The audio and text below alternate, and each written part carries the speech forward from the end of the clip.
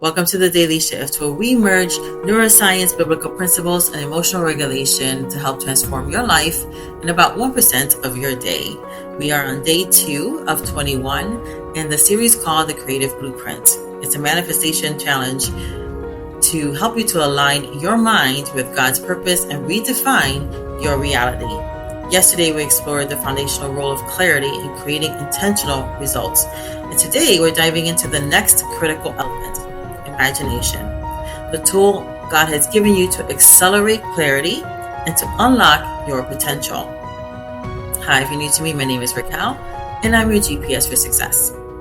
Have you ever considered how powerful your imagination is? You're using it all the time. It's like a commercial for your future. And it's not just daydreaming. It's actually the bridge between the unseen and the seen. When you visualize possibilities, whether good or not so good, your brain treats them as real. Imagination creates a mental rehearsal that aligns your actions with that vision that you're having. So you can either attach it to what you want to experience or what you don't want to experience. And that actually sets the stage for transformation in your life to your benefit or to your hurt. The power is in your hands, which is the good news. The Bible highlights the importance of imagination. In Ephesians 3:20, we're reminded, now to him who is able to do exceedingly, abundantly, above all that we ask or think, according to the power that works in us.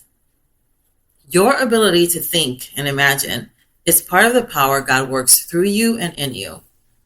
Your brain doesn't distinguish between what's real and what's vividly imagined. Again, the commercial for your future, what you're thinking about, what you're playing out in your mind. Now, studies show that visualization activates the same neural pathways as performing an action. When you are repeatedly imagining an outcome, whether good or bad, you strengthen those neural connections, making the imagined result feel achievable or feel real or feel like it's happening again. So for example, research on athletes has shown that those who visualize themselves practicing outperform those who only physically train. Why? Because the brain rehearses successes and failures, and it'll create a roadmap for the body to follow.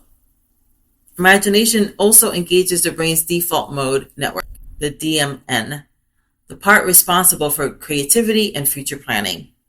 When you visualize, you tap into this network to design a life aligned with your deepest desires or your deepest fears, worries, and doubts. The power is really in your hands, which again is the good news. Faith and imagination go hand in hand. In Hebrews 11, verse 1, it defines faith as the substance of things hoped for, the evidence of things not seen. Imagination is where you see the things not seen before they manifest. Walking by faith means using your imagination to align your thoughts with God's promises. And the last thing I read was there's 7,700 of them. Instead of focusing on what's lacking, you focus on what's possible. And this is how you call things that are not as though they were in Romans 4:17. Now you're doing it anyway, but this is a way for you to do it by design and not by default. There are some common blocks to using your imagination effectively, so let's talk about those. The first one is focusing on fearful outcomes. Your imagination will either create faith or fear, so what are you feeding it? Faith comes by hearing, but so does fear. What are you listening to? Doubt? That comes through your physical eyes. What are you looking at? What we focus on expands, which means that whatever you are putting your focus on, thinking about intently, looking at, hearing about over and over and over again, it starts to activate certain parts of your brain and starts to pull you into places where you can experience that to manifest. So if you're finding that you are continually maybe attracting the wrong kind of person, what are you feeding your ears? What are you watching with your eyes? What are you focusing on? And all that really It's going to come out of your mouth. What are you saying? Another one is overthinking and overanalyzing. Analysis paralysis keeps you stuck in logical reasoning instead of visionary thinking. Now, I'm partly a critical thinker, and I attract a lot of critical thinkers, and you can overthink your way to success. You really can. The gift of the critical thinker is being able to see the pitfalls, right? Critical thinkers save time and money and finances and resources and attention. They're really good at finding how it's not going to work.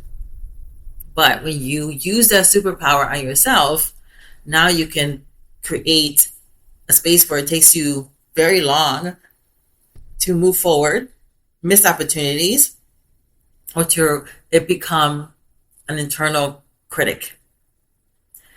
So when you're thinking about certain things of how it may not work, turn it around with some reframing of your language. Like, oh, it may not work. Not that it won't work. It may not work because of this.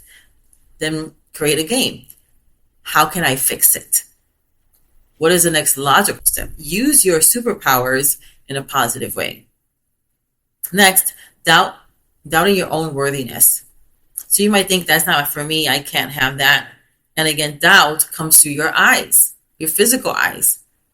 Who said that it's not for you? Who said that you can't have that? What are you looking at?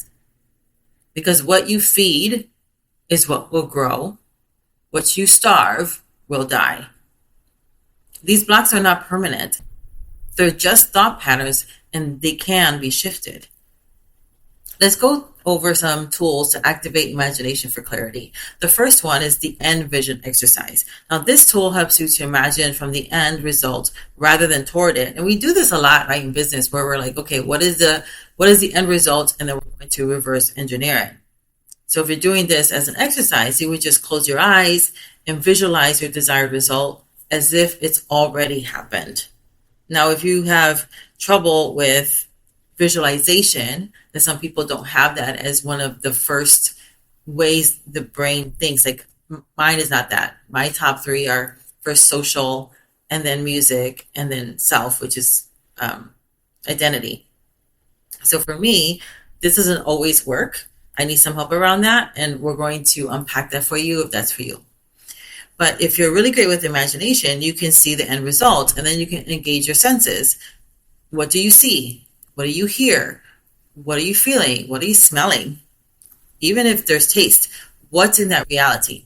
Now, if you're a verbal processor, then my suggestion is that as you're doing this exercise, just go ahead and grab your phone or something to record and verbally speak it out. You can always go back and write it out later.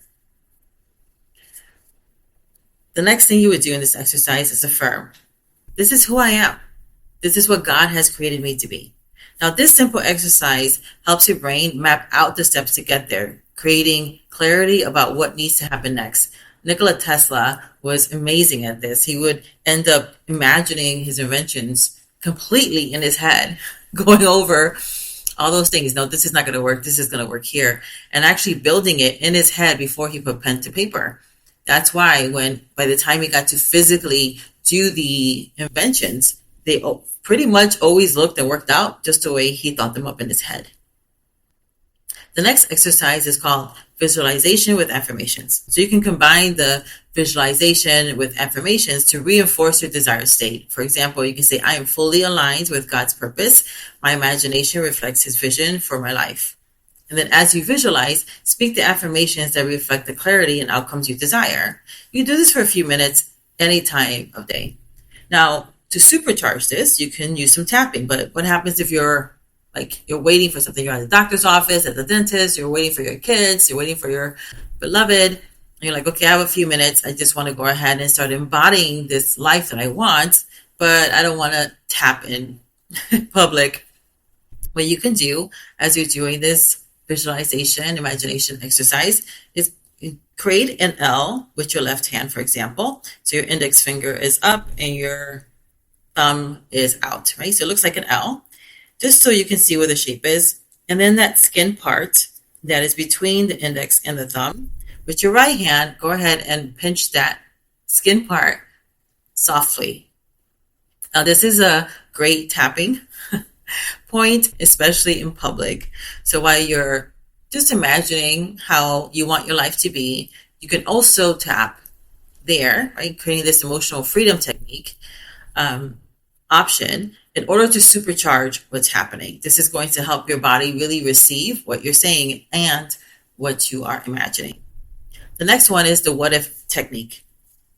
You can turn your doubt into possibility by reframing your thoughts with what if, which is great for a critical thinker. It's great for somebody like me who doesn't have that as one of the first pillars of thinking. And I will go over that more in depth a little bit later in the series.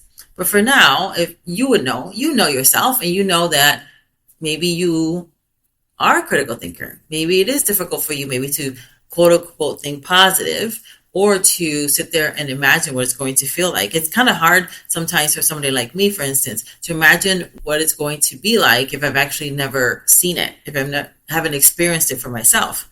So this is a great exercise for that. So instead of thinking, what if I fail? You can ask, what if this works out better than I imagined? How will this work out? You can journal those questions. What if God's vision for my life is greater than my own? This is going to open your mind up to God's abundance and create an expansive space for clarity. You can also ask questions instead of what if. It's like, oh, how can this work? Instead of asking how this won't work, ask yourself the question, how can this work? How will this work? And then allow your brain to start thinking of the possibilities. Imagination without action is like a blueprint without a builder. Your job is to take the clarity gained through the imagination process and then align it with your actions. So you can ask yourself, what small, I think small, right? We want small intentional steps, like a baby. What small intentional step can I take today that aligns with the vision that God has given me? What happens when you're taking a small step? It's like your own personal mutual fund. Over time, you're going to build momentum. Over time, it will snowball. And this is great because I work with a lot of clients who are extremely busy. And so if you're already very busy, you're a high achiever, you already have a lot on your plate, and adding one more thing might seem or feel overwhelming. So think small. Small is the new big. Another question you can ask yourself is, how can I embody the person who already has the results I'm imagining? Now, this might be a little tricky because you might not know, again, like me, right? How can I embody something that I don't know about, I haven't seen in my experience? And so this is when you can connect with a coach or a mentor, go on YouTube University, listen to podcasts, webinars. The only downside with doing things without a coach or a mentor is that you can't have real-time answers when you need them. And so doing these other modalities are really great, even using something like ChatGPT. But again, you have to know how to engineer the prompts properly in order for you to have a really good answer. So when you're thinking about how to embody that person, how to be that person, you can get some information through other modalities that don't include connecting with a human, but if you can connect with a human, that's better. And you're looking for somebody who is a couple of steps ahead of you, not like 20 steps, because yes, they can motivate you and they can help. But what happens is that if you're not rewiring your brain consistently, then you can end up opening the door to imposter syndrome, thinking you'll never be like this person, this coach, this mentor that you have hired. And so look for somebody who's a couple of steps ahead of you. And also, look at their content. How vulnerable are they being? How transparent are they being? There's a lot of different ways and things that you can look for when looking for a coach or a mentor. Then write your answers in your journal and then revisit them daily, right? What are you looking for? You're looking for patterns. Consider Abraham in Genesis 15. God told him to look at the stars, not the stages, and imagine his descendants being as numerous. This imagination exercise anchored Abraham's faith, even though the promise seemed impossible at the time. So think about this. What's the starry sky vision God has given you? And you can think about it like a totem for you. It could be the stars. Maybe it's a butterfly. Maybe it is stars. Maybe it's a destination. Maybe it's you Imagining yourself in a hammock. What is that thing that's tying you? And those are things that you can use as anchors for your vision. For instance, maybe you love the water, and so there might be pictures around or that have places of the beach, and that's really going to call you into this place of rest or fun or whatever that would mean for you. Use something physical that you can put up somewhere where you're going to see it consistently, that's going to remind you of your vision. If you're ready to activate your imagination fully and align with God's vision for your life, then join us in the Manifestation Lab. It's more than a group. It's a space to co-create breakthroughs, refine your clarity, and manifest results. Imagination is contagious, and when you share your vision in a supportive community, it amplifies your results. Imagination is not just a tool, it's a gift from God, designed to help you co-create with Him.